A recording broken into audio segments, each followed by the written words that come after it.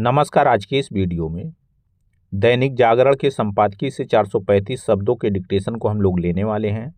लेकिन अगर आपको ये नहीं पता है कि इन 435 शब्दों की आउटलाइंस क्या होंगी, तो आप हमारे शॉर्ट हैंड टीम ऐप को प्ले स्टोर से डाउनलोड कर सकते हैं।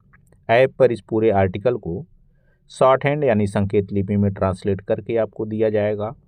और अगर आपको इस डिक्टेशन के PDF की ज़रूरत है तो PDF भी आपको ऐप पर ही मिलेगा। लिंक इसी वीडियो के ठीक नीचे डिस्क्रिप्शन बॉक्स में ऐप का आपको मिल जाएगा। इस डिक्टेशन को हम 3 अलग अलग स्पीड में लेंगे।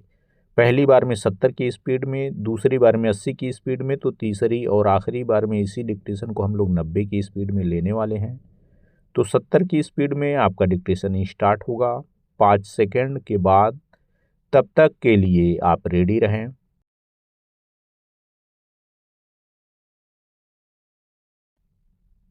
स्टार्ट।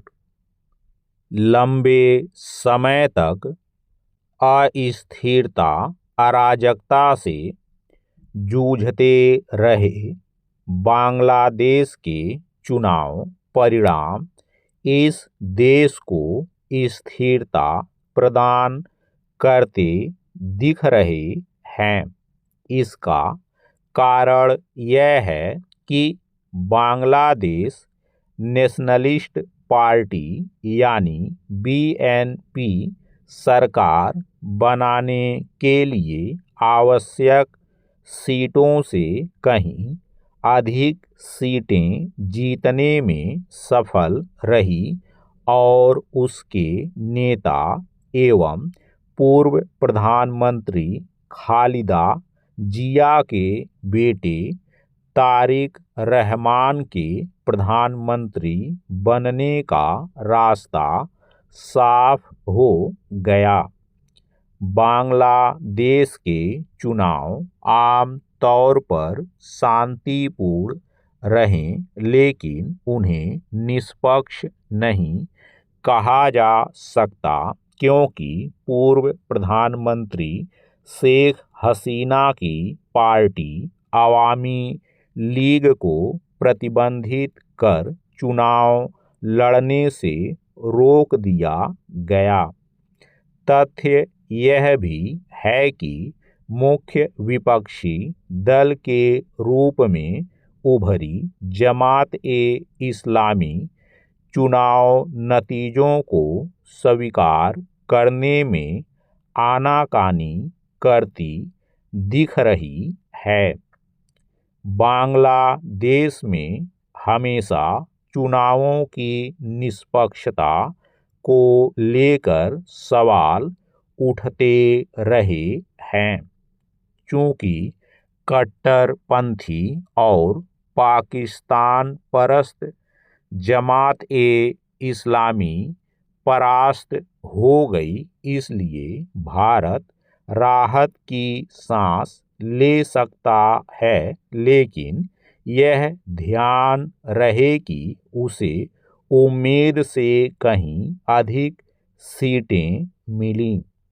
जमात-ए-इस्लामी के साथ मिलकर चुनाव लड़ी छात्रों की पार्टी नेशनल सिटीजन पार्टी को कोई खास सफलता न मिलना भी भारत के लिए राहतकारी है। इन्हीं छात्रों ने जुलाई 2024 में शेख हसीना सरकार के खिलाफ आंदोलन छेड़ा था, जिसके नतीजे में उन्हें भारत में शरण लेनी पड़ी थी। भारत विरोधी तेवर अपनाए नेशनल सिटीजन पार्टी का हश्र यही बताता है कि उसका आंदोलन न तो किसी क्रांति का परिचायक था और न ही किसी सकारात्मक बदलाव का। पैरा चूंकि बांग्लादेश में चुनाव के साथ संवैधानिक बदलावों पर जनमत संग्रह भी हुआ, इसलिए वहाँ नई सरकार के गठन के साथ ही राजनीतिक ढांचे में परिवर्तन होना तय है। यह स्वाभाविक है कि बांग्लादेश की नई सरकार के रवैये पर भारत की गहरी निगाह होगी।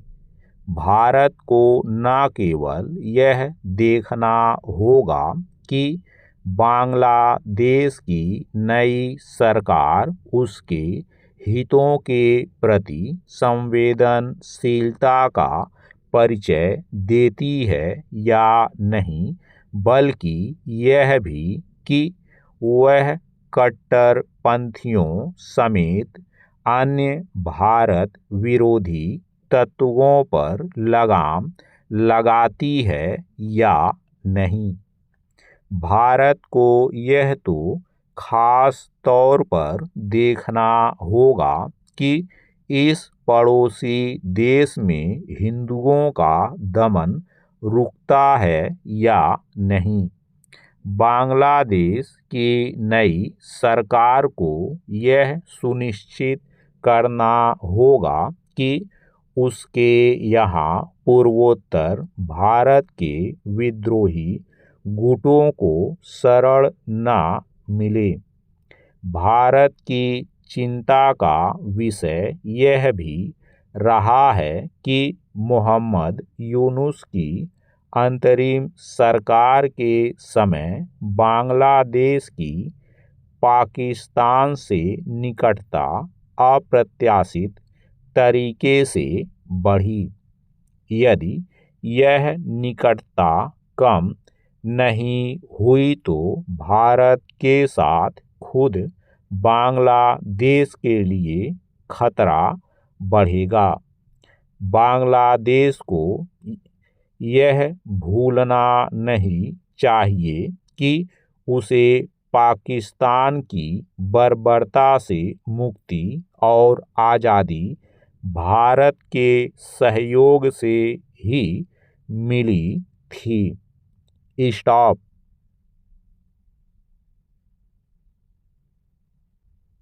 दोस्तों, इसी डिक्टेशन को दूसरी बार में हम लोग 80 की स्पीड में लेंगे और आपका समय स्टार्ट होगा 5 सेकंड के बाद। तब तक के लिए आप रेडी रहें।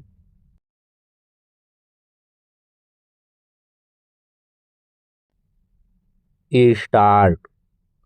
लंबे समय तक अस्थिरता अराजकता से जूझते रहे बांग्लादेश के चुनाव परिणाम इस देश को स्थिरता प्रदान करते दिख रहे हैं। इसका कारण यह है कि बांग्लादेश नेशनलिस्ट पार्टी यानी बीएनपी सरकार बनाने के लिए आवश्यक सीटों से कहीं अधिक सीटें जीतने में सफल रही और उसके नेता एवं पूर्व प्रधानमंत्री खालिदा जिया के बेटे तारिक रहमान के प्रधानमंत्री बनने का रास्ता साफ हो गया। बांग्लादेश के चुनाव आम तौर पर शांतिपूर्ण रहे, लेकिन उन्हें निष्पक्ष नहीं कहा जा सकता क्योंकि पूर्व प्रधानमंत्री शेख हसीना की पार्टी अवामी लीग को प्रतिबंधित कर चुनाव लड़ने से रोक दिया गया। तथ्य यह भी है कि मुख्य विपक्षी दल के रूप में उभरी जमात-ए-इस्लामी चुनाव नतीजों को स्वीकार करने में आनाकानी करती दिख रही है। बांग्लादेश में हमेशा चुनावों की निष्पक्षता को लेकर सवाल उठते रहे हैं, चूंकि कट्टरपंथी और पाकिस्तान परस्त जमात-ए-इस्लामी परास्त हो गई, इसलिए भारत राहत की सांस ले सकता है, लेकिन यह ध्यान रहे कि उसे उम्मीद से कहीं अधिक सीटें मिलीं। जमात ए इस्लामी के साथ मिलकर चुनाव लड़ी छात्रों की पार्टी नेशनल सिटीजन पार्टी को कोई खास सफलता न मिलना भी भारत के लिए राहतकारी है। इन्हीं छात्रों ने जुलाई 2024 में शेख हसीना सरकार के खिलाफ आंदोलन छेड़ा था, जिसके नतीजे में उन्हें भारत में शरण लेनी पड़ी थी।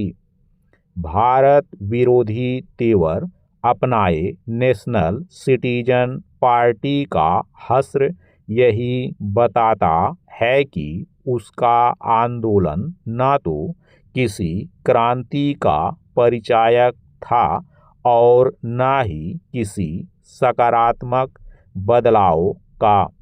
पैरा चूंकि बांग्लादेश में चुनाव के साथ संवैधानिक बदलावों पर जनमत संग्रह भी हुआ, इसलिए वहां नई सरकार के गठन के साथ ही राजनीतिक ढांचे में परिवर्तन होना तय है। यह स्वाभाविक है कि बांग्लादेश की नई सरकार के रवैये पर भारत की गहरी निगाह होगी।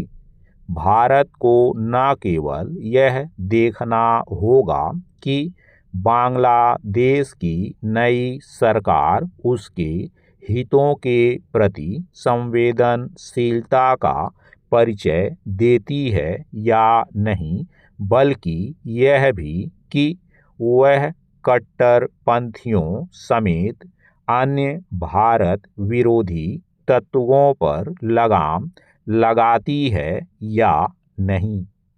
भारत को यह तो खास तौर पर देखना होगा कि इस पड़ोसी देश में हिंदुओं का दमन रुकता है या नहीं। बांग्लादेश की नई सरकार को यह सुनिश्चित करना होगा कि उसके यहाँ पूर्वोत्तर भारत के विद्रोही गुटों को शरण न मिले। भारत की चिंता का विषय यह भी रहा है कि मोहम्मद यूनुस की अंतरिम सरकार के समय बांग्लादेश की पाकिस्तान से निकटता अप्रत्याशित तरीके से बढ़ी। यदि यह निकटता कम नहीं हुई तो भारत के साथ खुद बांग्लादेश के लिए खतरा बढ़ेगा। बांग्लादेश को यह भूलना नहीं चाहिए कि उसे पाकिस्तान की बर्बरता से मुक्ति और आज़ादी भारत के सहयोग से ही मिली थी। स्टॉप। दोस्तों, इसी डिक्टेशन को तीसरी और आखिरी बार में हम लोग 90 की स्पीड में लेंगे और आपका समय स्टार्ट होगा 5 सेकंड के बाद। तब तक के लिए आप रेडी रहें।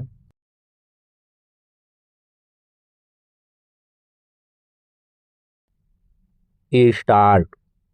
लंबे समय तक अस्थिरता अराजकता से जूझते रहे बांग्लादेश के चुनाव परिणाम इस देश को स्थिरता प्रदान करते दिख रहे हैं।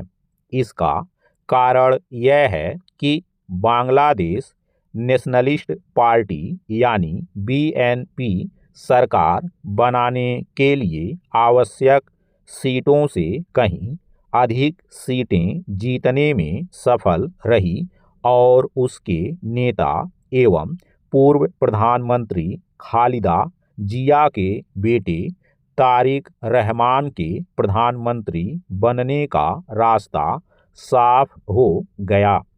बांग्लादेश के चुनाव आम तौर पर शांतिपूर्ण रहे, लेकिन उन्हें निष्पक्ष नहीं कहा जा सकता क्योंकि पूर्व प्रधानमंत्री शेख हसीना की पार्टी अवामी लीग को प्रतिबंधित कर चुनाव लड़ने से रोक दिया गया। तथ्य यह भी है कि मुख्य विपक्षी दल के रूप में उभरी जमात-ए-इस्लामी चुनाव नतीजों को स्वीकार करने में आनाकानी करती दिख रही है। बांग्लादेश में हमेशा चुनावों की निष्पक्षता को लेकर सवाल उठते रहे हैं। चूंकि कट्टरपंथी और पाकिस्तान परस्त जमात-ए-इस्लामी परास्त हो गई, इसलिए भारत राहत की सांस ले सकता है, लेकिन यह ध्यान रहे कि उसे उम्मीद से कहीं अधिक सीटें मिलीं। जमात-ए-इस्लामी के साथ मिलकर चुनाव लड़ी छात्रों की पार्टी नेशनल सिटीजन पार्टी को कोई खास सफलता न मिलना भी भारत के लिए राहतकारी है। इन्हीं छात्रों ने जुलाई 2024 में शेख हसीना सरकार के खिलाफ आंदोलन छेड़ा था, जिसके नतीजे में उन्हें भारत में शरण लेनी पड़ी थी। भारत विरोधी तेवर अपनाए नेशनल सिटीजन पार्टी का हश्र यही बताता है कि उसका आंदोलन न तो किसी क्रांति का परिचायक था और न ही किसी सकारात्मक बदलाव का। पैरा चूंकि बांग्लादेश में चुनाव के साथ संवैधानिक बदलावों पर जनमत संग्रह भी हुआ, इसलिए वहां नई सरकार के गठन के साथ ही राजनीतिक ढांचे में परिवर्तन होना तय है। यह स्वाभाविक है कि बांग्लादेश की नई सरकार के रवैये पर भारत की गहरी निगाह होगी। भारत को न केवल यह देखना होगा कि बांग्लादेश की नई सरकार उसके हितों के प्रति संवेदनशीलता का परिचय देती है या नहीं, बल्कि यह भी कि वह कट्टरपंथियों समेत अन्य भारत विरोधी तत्वों पर लगाम लगाती है या नहीं। भारत को यह तो खास तौर पर देखना होगा कि इस पड़ोसी देश में हिंदुओं का दमन रुकता है या नहीं। बांग्लादेश की नई सरकार को यह सुनिश्चित करना होगा कि उसके यहाँ पूर्वोत्तर भारत के विद्रोही गुटों को शरण न मिले। भारत की चिंता का विषय यह भी रहा है कि मोहम्मद यूनुस की अंतरिम सरकार के समय बांग्लादेश की पाकिस्तान से निकटता अप्रत्याशित तरीके से बढ़ी। यदि यह निकटता कम नहीं हुई तो भारत के साथ खुद बांग्लादेश के लिए खतरा बढ़ेगा। बांग्लादेश को यह भूलना नहीं चाहिए कि उसे पाकिस्तान की बर्बरता से मुक्ति और आज़ादी भारत के सहयोग से ही मिली थी। स्टॉप।